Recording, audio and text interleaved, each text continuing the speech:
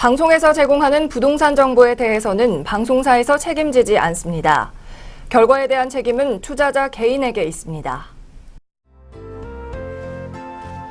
전국의 시청자 여러분 안녕하십니까. 이춘모의 세테크 재테크 시간입니다. 벌써 2018년 또 며칠 벌써 지났네요. 황금개띠. 오늘은 하두를 뭘로 정해봤냐면 부동산 세금을 알아야지 부자가 된다. 세금을 모르고는 부자가 될 수 없다. 또 많이 올라오면 뭐하냐. 미리미리 예방세무랄지 절세 전략을 짜놓지 않으면 분명히 국세청은 절반 이상이랄지 아무래도 조건을 갖춰놓지 않으면 같이 나눠 먹읍시다 이런단 말이에요. 그러니까 세금을 좀 알아야 될 겁니다.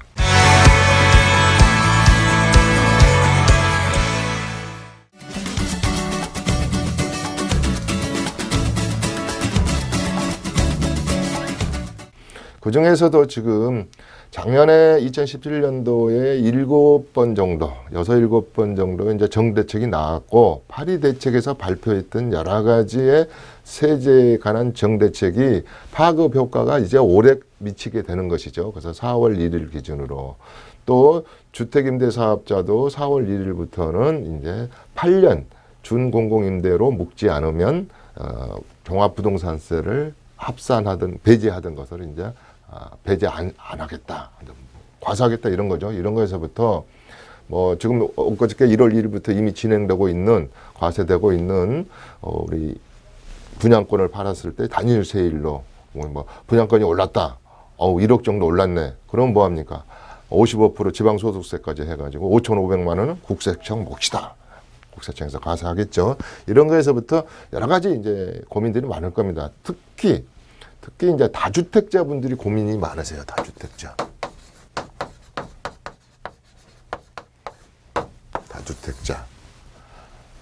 또 작년 하여튼 연말부터 또 이런 얘기도 나왔었죠. 뭐 보유세 인상론. 그동안은 이제 마지막 카드거든요. 사실 이 보유세 문제는 민감합니다. 이 정치적으로도 또 올해 6월 달에 지방선거를 앞두고 있기 때문에 우리가 2005년도에 종합부동산세를 신설을 하면서 부동산이 많이 올랐던 강남이나 이런 부동산이 급등했던 지역에서는 표를 많이 잃고 참패를 했던 기억도 있을 겁니다. 정부 입장에서.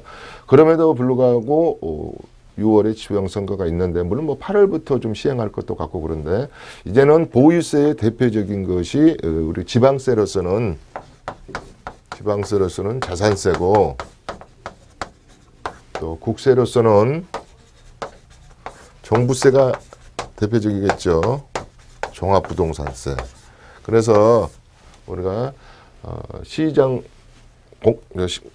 공정시장가액 같은 거를 좀 손보려고 아무래도 이제 조세 제한이 좀 없죠. 이제 요 재산세 과세를 할 때 적용하는 이런 거랄지 종부세를 하나 만들어서 그러니까 5채랄지 초고가 이렇게 많이 주택을 가지고 있는 분들은 세율을 조정한다든가 우리가 지금 올해부터 5억 초과분의 양도소득이 발생한 분들은 지금 이제 42% 구간으로 적용받고 있죠. 작년에 하나 신설됐지 않습니까? 이렇듯이 이제는 그 보유한 거에 대한 세금을 좀 부담을 주겠다.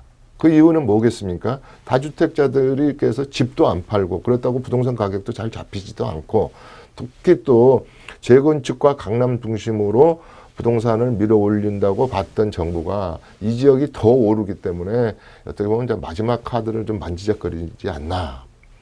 또 전번에 보니까 어디 러시아 가가지고 물론 9월 달에도 그랬는데 추미애 대표께서 여당의 대표지 않습니까? 추미애 대표께서 톨스토이의 뭐 토지 이론이랄지 또 전번에 9월 달에 작년 9월 달에는 헨리 조지의 토지 공개념 뭐 이런 거 꼭 오해하기 쉽죠. 많은 분들은 그 중국식 그 토지 정책을 보면은 뭐라 그럽니까?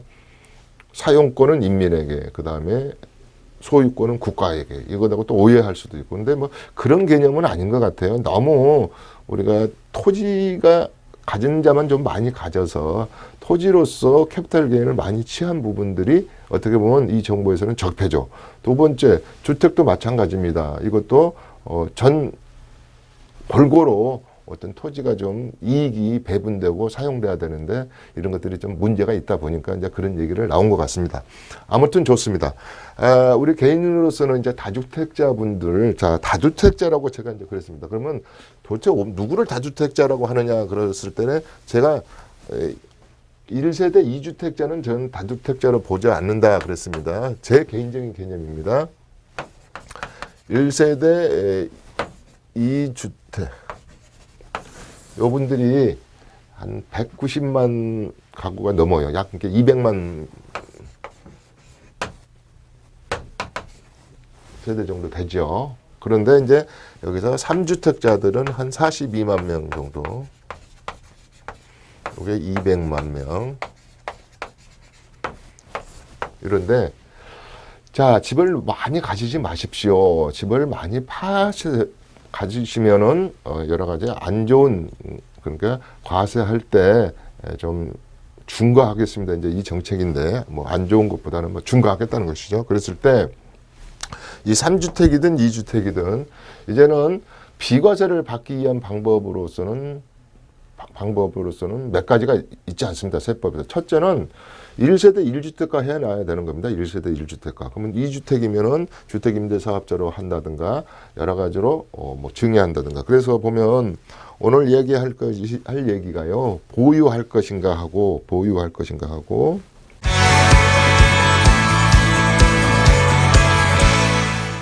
그다음에 양도할 것인가 하고. 팔아버려야 되겠다. 그다음에 증여해버려야 되겠다. 지금 증여 굉장히 많이 한다 그랬잖아요. 강남 사람들은. 우리 세수가 3조 5천억 정도 거친 것 중에서 강남에서 4분의 1이 거친다. 한 1조 원 이상이 증여세로 거친다. 뭐 이런 얘기도 했었어요. 전번에 한번. 그다음에 임대주택 사업자를 묶을 것인가. 아무튼 증여를 하든 양도를 하든 또 이따가 상속 얘기도 나오지만 보유할 것인가 내 물건을 이동시켜서 매매할 것인가 이제 이런 것 고민이 많다 이 말이죠. 그래서 유가원칙을 여기다 한번 대입해 보고자 합니다. 시즌 1에서도 제가 부동산을 유가원칙 한번 대입해 보면 좋겠다 그런 얘기를 했었어요. 유가원칙 중에서 언제 살 것이냐 하고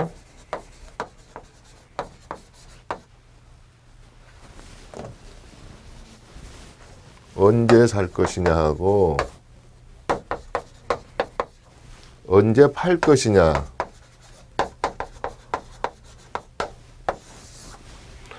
언제 사고 언제 팔고 언제 증여하고 뭐 상속의 선대가 돌아가셔야지 받는 거지만 또 주택임대사업자를 언제 묶을 것인가 이 때가 중요하잖아요. 때 특히 지금 집을 하나 무주택자분들 중에서 집을 하나 사고 싶은 분들은 구정 이후에 사야 되나 지금 사야 돼 아니면 4월 1일 때 다주택자들이 중과세 탄다는 뜨거운 맛을 봤을 때 물건을 좀 내놓지 않느냐 이런 거에서부터.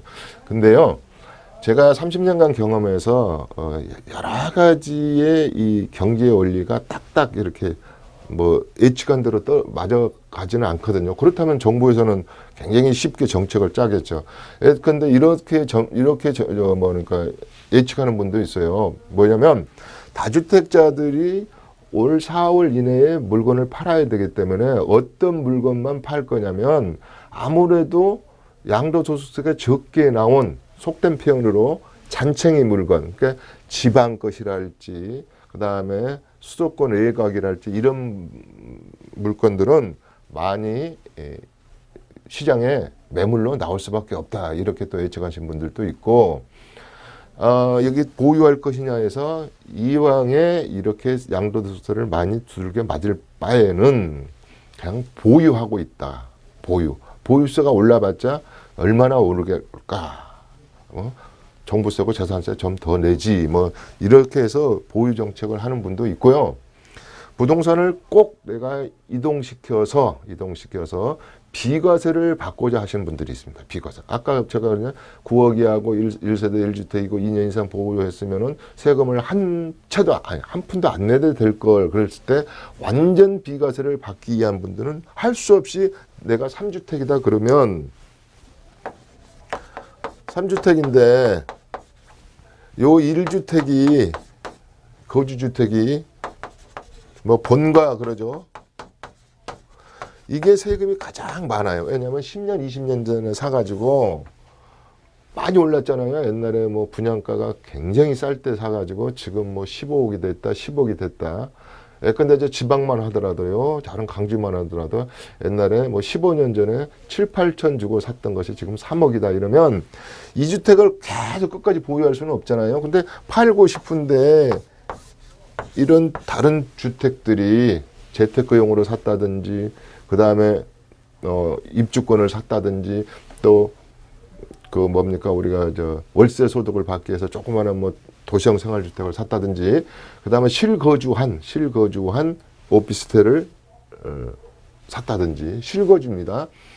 사무실 용도로 쓰지 않는 이렇게 되면 주택수가 이렇게 늘어나는데 이 주택이 굉장히 안 팔 수는 없는 처지일 때 어떻게든지 이 주택을 이동을 시켜야 된다고 했지 않습니까? 주택임대사업자를 묶든 증여를 하든 매매를 하든 그랬을 때 보유할 것인가에 대한 답은 없겠죠. 무조건 이동시켜야 되겠죠. 한 주택으로 만들기 위해서는. 그래서 보유할 것인가의 답은 내 본가에 오래 가지고 있는 집을 팔고자 하시는 분은 그 다음에 두 번째 그분들은 10년, 20년을 가지고 있었기 때문에 양도소득세가 안 내도 될 것이 특히 장기보유 특별공제 같은 걸 받아도 굉장히 안 내도 될 분들이 많이 내게 되신 분들은 어차피 보유할 수가 없다 이 말이에요. 그렇게 된다면은 꼭 뭐 4월 1일이 아니더라도 조정 대상 외 지역에 또 가지고 있는 분들도 많기 때문에 뭐 거의 그렇게 된다면 일반 세율이지 않겠습니까? 그랬을 때 이제 어차피 팔게 된다면 당연히 누구나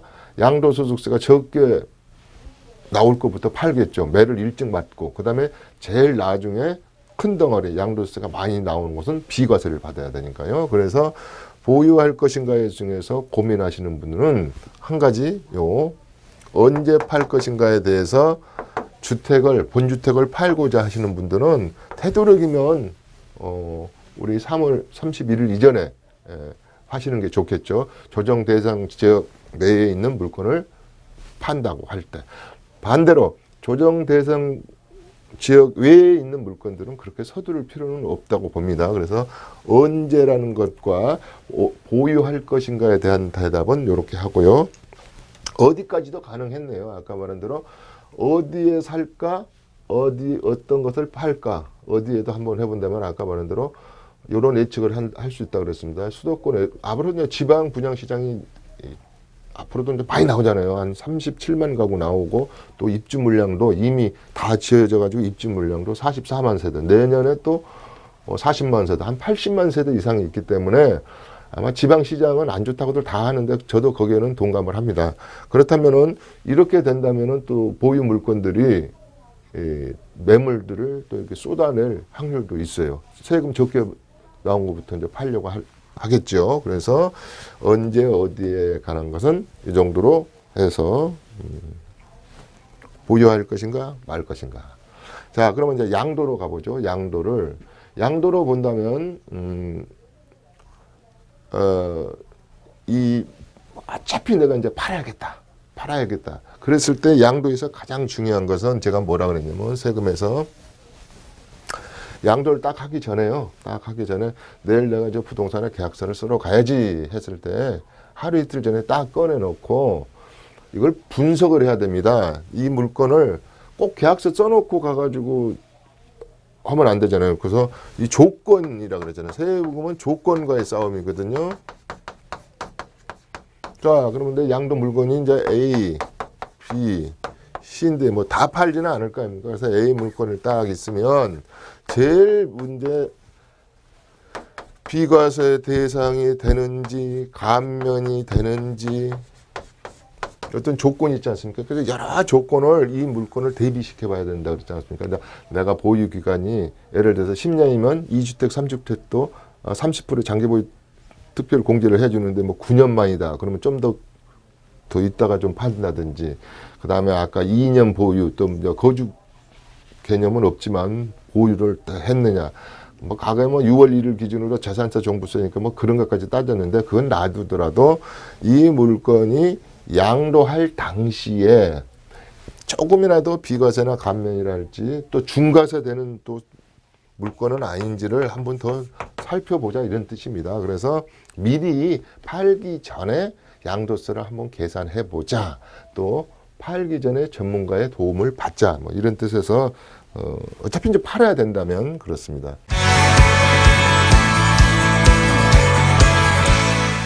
그다음에 이제 증여할 것인가에 대한 것은 여기에 유가원칙 중에 누가 누구에게가 되겠네요. 누가 누구에게, 누가 누구에게. 그렇죠? 자, 남편이 사랑하는 아내, 배우자에게 할 수도 있고,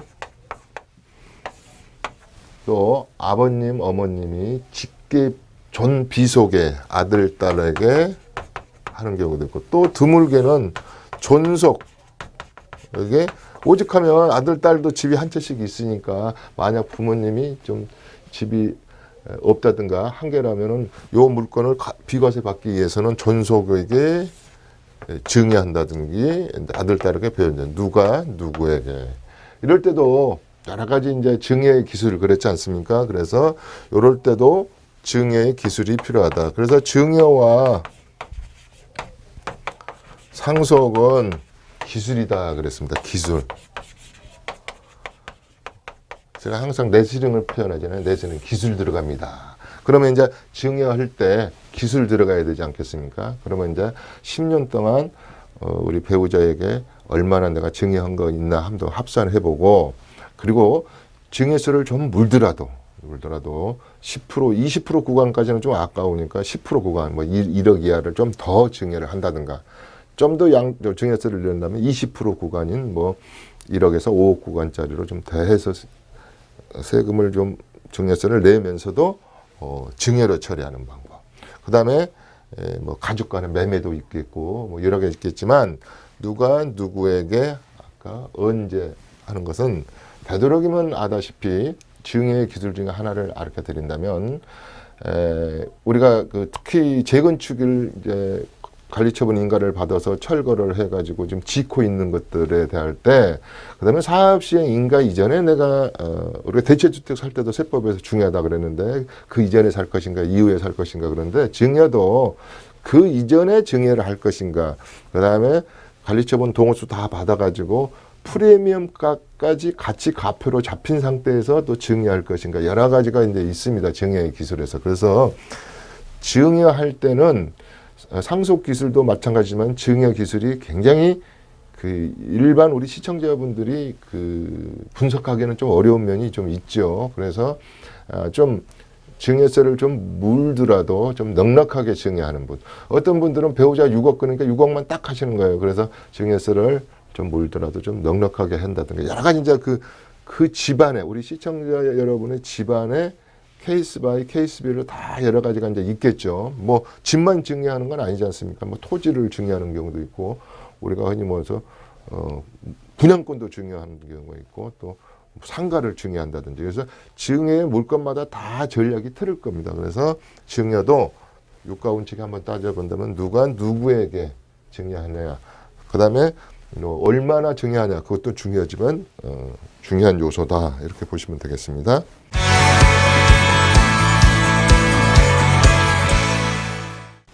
주택임대사업자 나왔네요. 가장 흔하게 다주택자를 빠져나가는 방법을 정부에서도 권하고 있는 것 중에 하나가, 많이 가지신 분들이요, 주택을 세 채, 네 채, 다섯 채 보유하신 분들, 지금 13%밖에 주택임대사업자를 등록 안 하고 있으니 좀 많이 등록을 해주세요. 그러면은 7, 8가지의 보따리를 줍니다. 자, 종부세 배제, 재산세 감면, 지방세도 감면, 취득세 감면, 내지 면제, 또 그다음에 우리 필요경비도 70% 인정, 그다음에 임대주택으로 인한 임대소득세도 감면, 비과세, 또 그다음에 우리가 양도소득세에 관한 것도 감면 내지 비과세, 이렇게 여러 가지 혜택을 준다. 그 대신에 뭐 아까도 말씀드렸듯이 올 4월 1일부터는 좀 장기로 8년짜리로 좀 해주세요. 그래야지 보따리를 크게 드립니다. 이런 뜻이거든요. 그래서 주택임대사업자로 묶는 데 대해서 굉장히 내가 왜 굳이 지금도 세 네 채를 월세도 잘 받고 잘 해왔는데 내가 왜 굳이 등록을 해야 돼? 아니 그러면 뭐 내가 지금까지 다 세 받은 것이 소급 적용하지 않을까? 두 번째는 뭐 건강보험료도 뭐 잔뜩 오른다면서 그래서 작년 12월 13일인가요? 그 우리 노드맵을 발표할 때 이거 이제 저기를 발표했죠. 저 우리 주택임대사업자 활성화 방향을 발표할 때 뭐 건강보험료 염려 마십시오. 2019년부터 뭐 80%, 뭐 40% 깎아주겠습니다. 거꾸로 이거 주택임대사업자로 안 묶는 사람은 건강보험료를 묶는 사람보다 5배를 더 부과하겠다. 뭐 이런 거에서부터 이제 이것도 노드맵을 활성화 방안을 발표를 했지 않습니까? 그래서 또 하물며 뭐 2020년이 넘어가면은 의무적으로 이제 집을 가진 분들은 주택임대사업자로 뭐 등록하게 한다든지 앞으로 이제 노드맵이지만 아무튼 정부에서는 주택임대사업자로 등록하는 것을 가장 권장하고 있다. 지금 이 시장이 사적 임대 시장이라 그랬는데요. 사적, 공적 임대 시장이 있죠. 우리가 공적 임대 시장이 뭐 얼마 좀 미약하죠. 그런데 사적 임대 시장이 이제 600만 호가 넘잖아요. 가구가 넘기 때문에 이분들을 좀 보호해야 되잖아요. 그래서 상생 전략이다. 세입자 집주인의 상생 전략을 폈는데 저는 개인적으로 그렇습니다. 아까 이 거주 주택이 세금이 많이 나올 것 같으면 당장 오늘 여기로 다 주택임대사업자는 묶으면 이거는 시간차 공격이 필요 없어요. 바로 이 주택을 팔았을 때는 비과세다. 주택세 포함 안 시키니까. 그래서 가장 손쉬운 부분이 증여를 하자니 증여세가 좀 찝찝해. 양도를 하자니 양도세가 좀 찝찝해. 이럴 때는 일단은 주택임대사업자로 묶자. 그런데 이제 하나가 머리를 띵 한 게 하나 있죠. 10년 이상을 내 이 물건을 못 팔고 또 팔게 되면은 1,000만 원씩 한 유니트당 1,000만 원씩 과태료를 부과한다면서 이래서 묵자니 10년이라는 세월이 8년 이상 10년이라는 세월이 굉장히 부담을 줄 겁니다. 그래서 지금 아시다시피 5년짜리 우리 단기 주택임대사업자가 거의 98%가 다 단기를 하거든요. 그래서 이제 그분들도 작년 9월인가요? 다시 이제 준공공 임대 아파트로 전환할 수도 있게끔 그 기간 인정해주고 뭐 이런 걸 할지. 그래서 저는 이렇게 결론 내고 가죠. 이 사업은 지금 13% 내에 주택임대사업자로 등록하신 분들은 벌써 이제 4년차, 5년차 되어 가겠죠. 그러면 앞으로 이제 3년에서 5년만 더 주택임대사업자로 등록을 해서 연장을 한다든가 바꾸는 거죠. 준공공임대로 단기에서 바꾸시면 여러 가지 혜택이 양도했을 때와 증여했을 때와 상속했을 때보다 아주 쉽게 세택스를 할 수 있는 것이 되지 않을까 생각을 하고요. 두 번째, 신규 시장으로서 주택임대사업자로 도전하고 싶으신 분들은 이제 뭐 이 노드맵으로 밀고 나간다면 뭐 4월 1일부터는 선택권이 없어요. 별로. 그 준공공 8년 이상짜리 준공공 임대에게만 혜택을 많이 준다고 그러니까 거의 뭐 뭐랄까 한 보따리 주는 거죠. 그래서 굳이 내가 이제 안 팔겠다. 그리고 이제 이걸로 인컴 소득이나 그다음에 장기적으로 내가 보유하겠다 하신 분들은 주저없이 주택임대사업자로 묶으시는 것이 좋겠다. 이런 생각이 듭니다.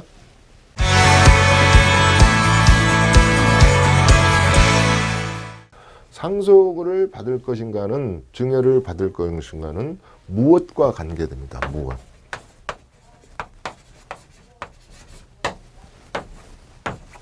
자, 주택을 상속받을 것인가, 토지, 용지를 상속받을 것인가, 금융재산을 상속받을 것인가. 상속자산이 피상속인이 남긴 모든 유산에 대해서 어떻게 할 것인가.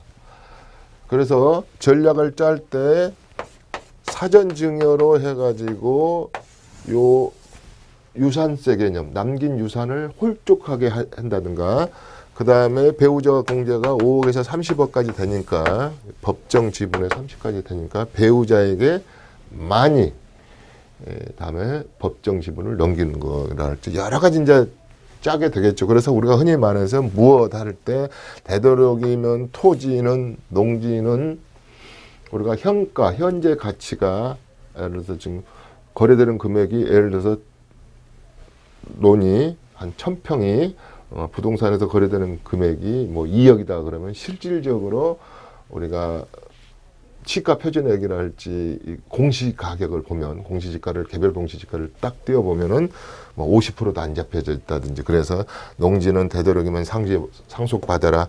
그다음에 그 좋은 이유는 아버님이 8년 경장했다면 3년 이내에만 팔면은 그 8년 제촌 작용한 감면 규정을 그대로 적용해 주겠노라. 뭐 그다음에 또 막내가 나 농사 좀 지켜요 저도 그러면은 영농인으로서 가서 또 농사를 짓게 된다면 뭐 15억까지 공제를 한다든가 여러 가지가 많아서 무엇을 상속받을래 할 때는 요 토지 부분은 상속을 많이 받아라. 또 뭐 이런 것도 있죠. 주택 같은 것은 내가 무주택자면 같이 동거하고 있을 때 피상속인과 동거했을 때 아버님이 돌아가셨을 때 그 주택을 상속받을 때는 감면 기준이 굉장히 또 많던 거 이런 거에서 무엇을 할 때는 무엇을 상속받을 것인가 무엇을 증여해 줄 것인가 했을 때 요 무엇하다는 개념도 한번 심각하게 따져보고 부동산을 세 판을 짜고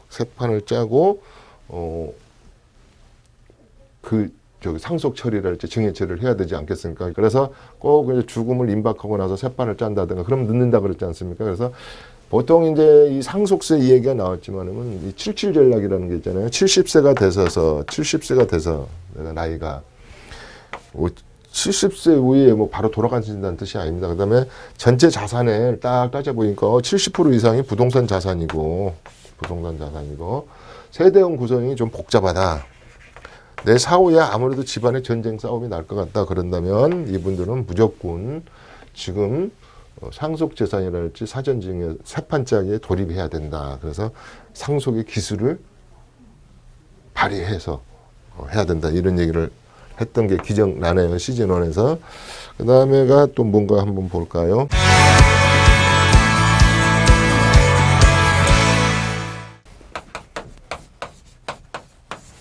세금.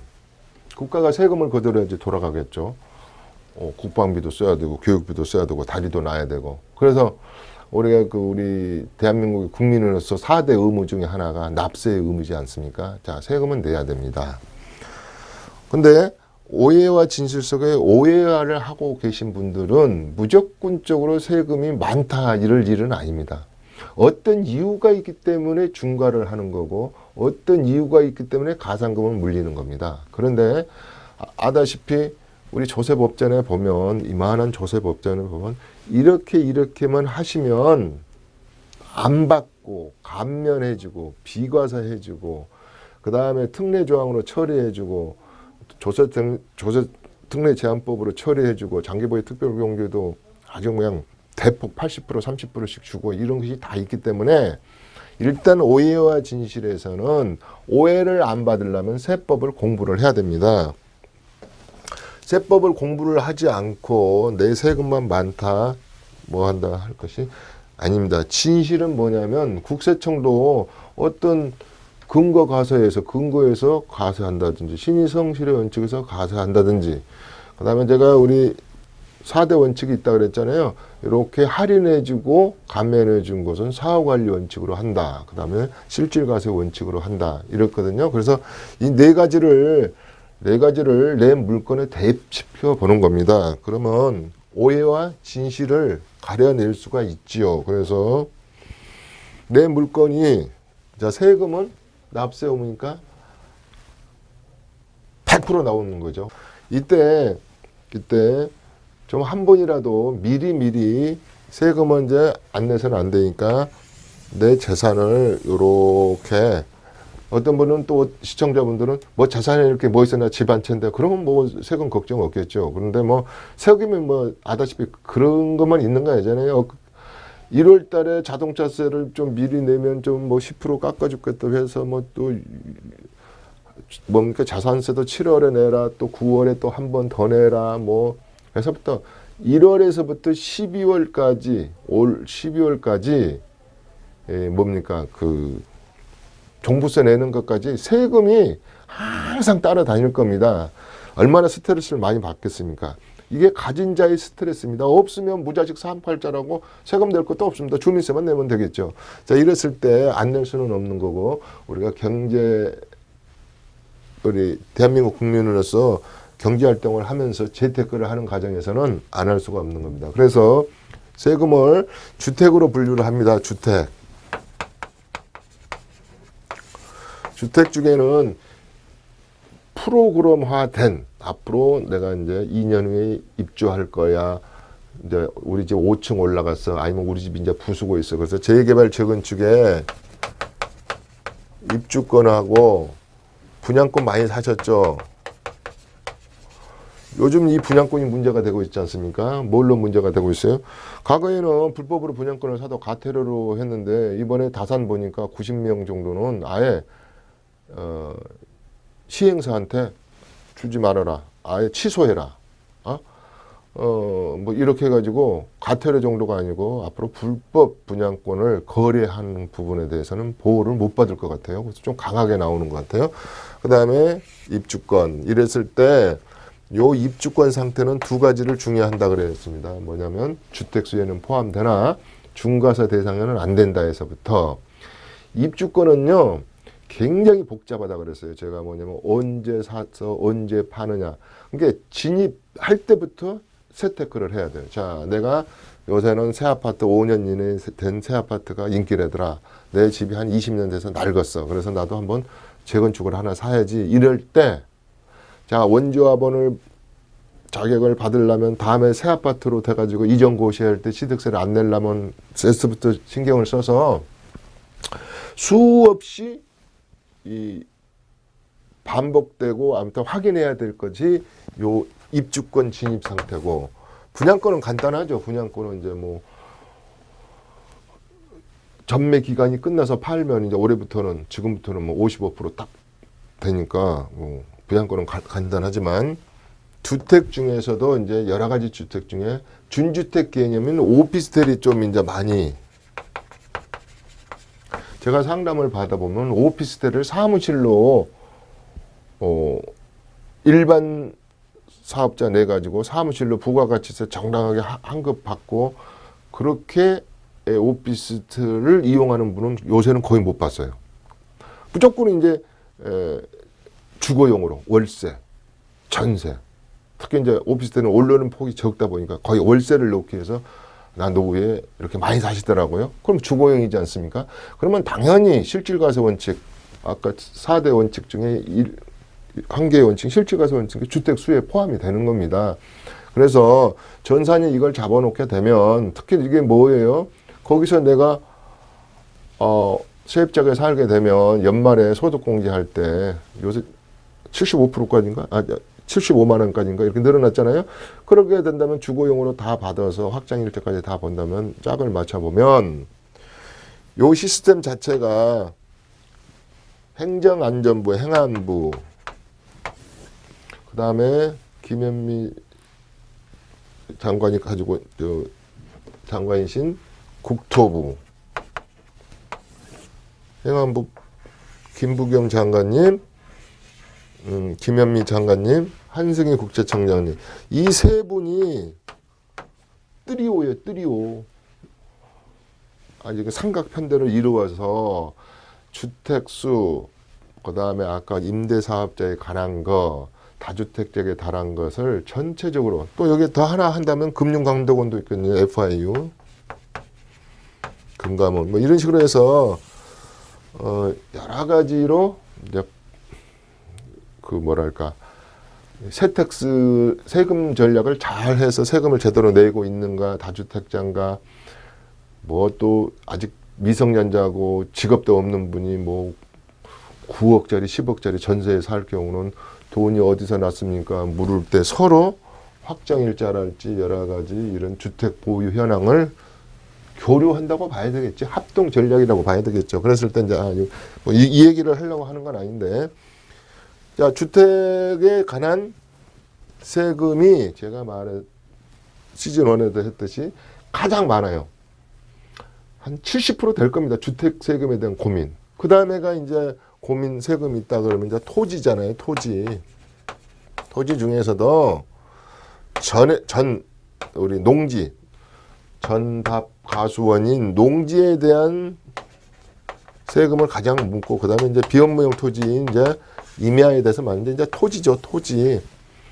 토지는 퍼블릭적인 겁니다. 공공재 역할을 하기 때문에 많이 중과세율이에요. 우리 사실은 2014년도에 주택에 관한 주택 그 중과세율은 없어졌다가 파리 대책으로 다시 투기지역이 부활하면서 중과세율이 생긴 거지만 또 파리 대책 때 또 4월 1일부터는 새로 하나 우리가 중과세율을 만들었지만 토지만큼은 중과세율이에요, 지금도. 그래서 취득세도 비싸고 살 때부터, 그 다음에 팔 때는 비업무용 토지는 또 올해부터 30%의 장기보유 특별공제는 인정하지만 대신에 10%포인트 기본세율에서 더 낸다 이 말이에요. 그래서 지금 세율은 농지는 세율 구간이 16%에서 42에 10을 더하니까 52%까지 이렇게 크다 이 말이에요.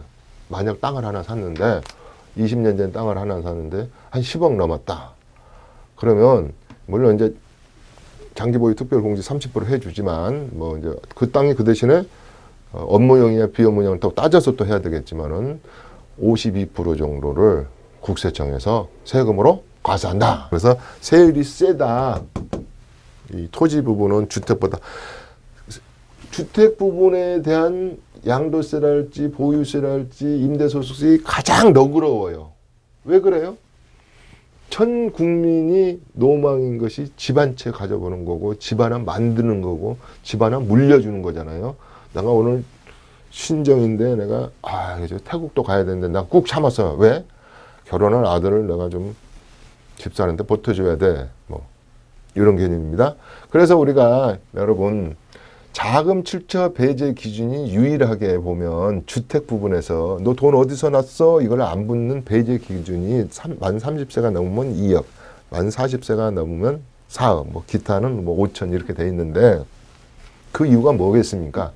다른 거 임야나 이런 거 뭐 1억 원어치만 사도 5천만 원어치만 사도 자금 출처 묻죠. 조사 질문권이 발동한다 이 말이에요. 그렇지만 주택 부분은 그렇게 민감하다 이 말이에요. 주택. 제가 우리나라 국민이 제일 불쌍하다 그랬잖아요. 내 집 마련 꿈을 기네스북에 올랐어요. 평생 꾸는 거예요. 아니 좀 10년 정도면 내 집이 하나 생겨야 되는, 또 10년 살려면 집값은 또 저만치 가 있고, 또 모아 나오니까 저만치 가 있고, 전세금도 마찬가지죠. 2006년, 2007년 기준으로 지금 10년을 딱 되돌아보면 75%에서 80%가 올랐잖아요. 그러니까 과거에 아니 그렇다고 해서 우리가 지금 저 월급이 더블 올랐습니까? 2007년 더 깎이진 않았으면 모르겠네. 그 다음에 명태나 시키고 그러는데도 집값은, 전세값은 더블이 돼 있어. 더블이. 그래서 그렇다. 그 다음에 이제 마지막 기타 자산이 뭐겠어요 이제. 기타 자산. 건물이죠. 건물. 상가 건물.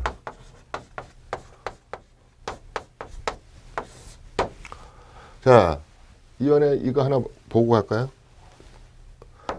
주택 그러면 매년 우리가 1월 1일 기준으로 공시지가란가 이런 거를 이제 1회 이상 발표하는데, 공동주택에 대한 개별 공동주택에 대한 시가 표준화, 기준가, 또 우리 단독 같은 거면 단독 주택에 대한 기준 가격이 딱 정해져 있고, 그런데 이 토지 같은 것도 이제 개별 공시지가가 있죠.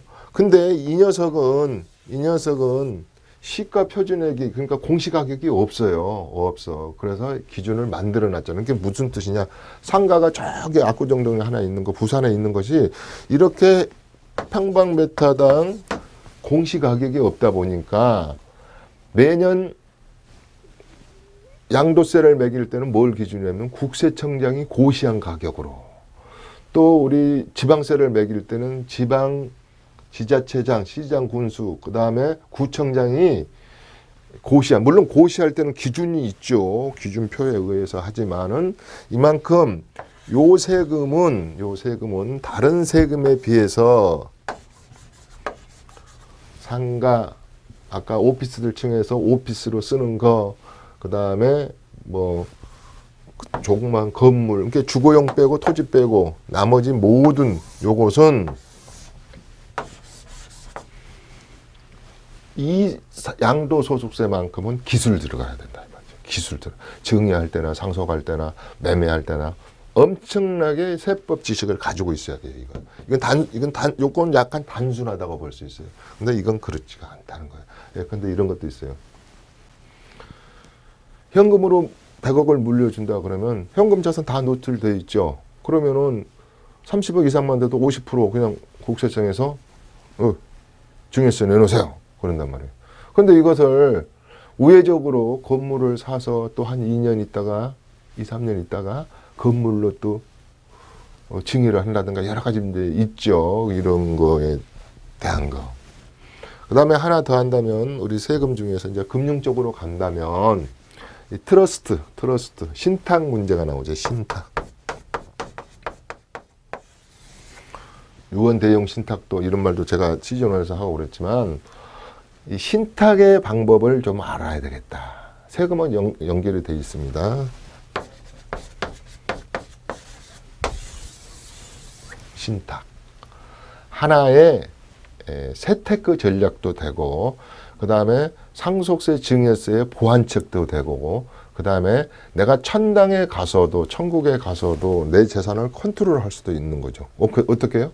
그렇다고 핸드폰 가져가는 건 아닙니다. 천국에 갈 때. 자, 내 마음대로 해놓고 갈 수가 있어요. 죽기 전에. 그렇죠? 내 철없는 우리 아들이 내가 죽자마자 사업할 거니까 안 돼. 내가 보니까 철이 들려면 50살이야. 그러니까 50살 때 내 재산을 3분의 1을 줘라. 그 다음에 우리 이제 막내딸이 엄청 똑똑하다. 그러니까 우리 막내딸은 30살 때 야무지니까 줘라. 이렇게 정리정돈을 해서 신탁을 해놓고 신탁을 맡은 해서가 술술술 뛰어가면서 이제 그렇게 하는 거죠. 그래서 알아서 미국, 유럽, 일본도 그렇고 많이 이런 신탁 제도가 있는데 우리도 2012년도에 이제 이런 유언 대용 신탁이 들어와서 이게 하나 이제 문제점을 안고 있는 게 세법하고 연결된 점들이 좀 미비해요. 이게 무슨 뜻이냐? 예를 하나 든다면 이런 뜻이죠. 내 재산을